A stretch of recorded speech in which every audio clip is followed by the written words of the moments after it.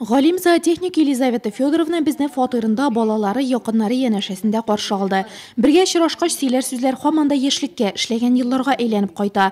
Фоторәсемнәр, гаилә тарихындагы документлар кулдан кулга йөри башлый.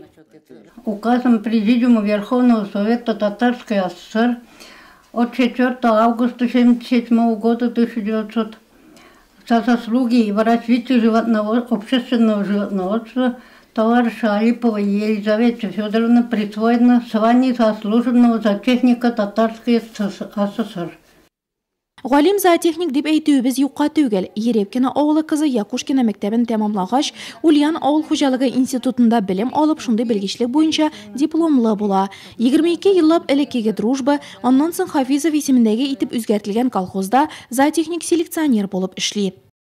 Я институт кончила. Мин институтны тәмамлагач Чаллы-Башы районына җибәрделәр. Анда мин 8 ел эшләдем. Слава һәм Валера исемле улларым туды. Шуннан соң авылга кайттык, йорт сатып алдык. Мин Хафизов исемендәге колхозда эшләдем. Октябрь районы советының эш чакырылышы депутаты, сугыш һәм хезмәт ветераннары советы әгъзасы. Лайыклы ялга чыккач та Елизавета Алипова җәмәгать эшеннән туктамый. Гомерендә төрле җитәкчеләр белән эшләргә туры килә. Шәриф Хафизов, Габбас Гимадинов белән сугыш һәм хезмәт ветераннарының беренче татар конференциясында катнаша.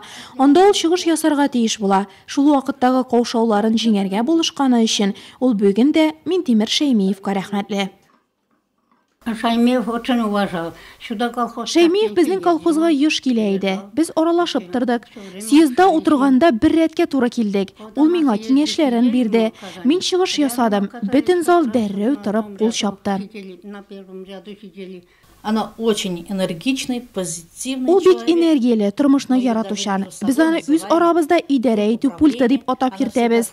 Ул барлык вакыйгаларны белеп тора. Кирәк чакта ачулана да, мактый да, бик позитив кеше. Кадерле әниебез, без сиңа беренче чиратта сәламәтлек, бәхет телибез. Безне һәм оныкларыңны шатландырып озак яшә. Желаем тебе, конечно же, здоровья. Тормыш иптәше белән Елизавета Федоровна 55 ел гомер кичерә. Бүгенге көненнән шиксез канәгать ул, эш сөючәнлек. Балаларына да ул шундый сыйфатны сеңдереп тәрбияли.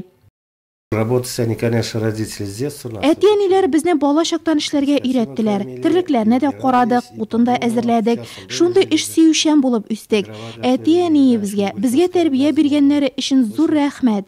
Әниебез үз аягында йөри, кибеткә үзе бара, ашарга пешерә, кунаклар килсә, табын хәстәрли. Я довольна своей жизнью. Мин тормышымнан бик канәгать. Балаларым, кияү киленнәрем бик әйбәт. Минем 8 оныгым, 7 оныкчыгым бар.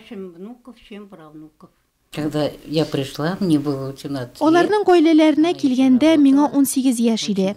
Әни әле эшли иде. Ул бик яхшы хатын-кыз. Аны барысы да ярата. Мин аңа исәнлек, саулык, бәхет телим.